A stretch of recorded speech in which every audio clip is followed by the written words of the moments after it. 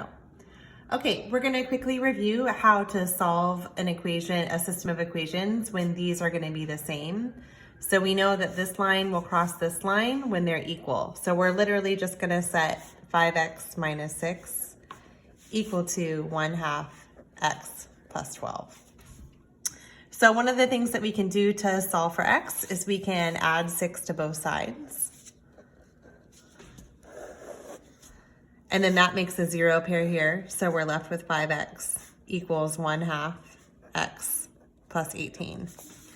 Then in our last unit, we talked about the fact that a fraction just represents multiplication and division. So I can think about this as 1 times x divided by 2 plus 18. So from here, if I just undo dividing by 2 by multiplying by 2, I won't have a fraction anymore.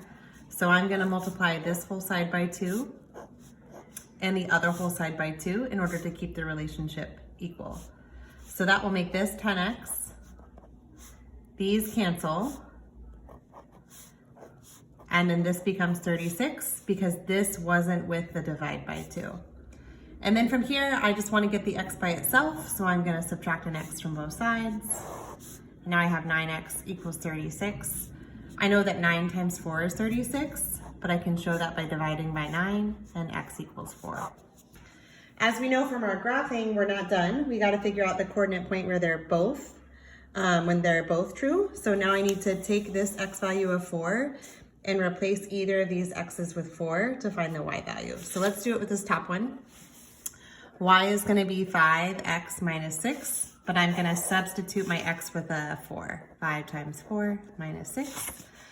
5 times 4 is 20, and 20 minus 6 is 14. So my y value is 14. Therefore, these two equations are going to be the same when x is 4 and y is 14.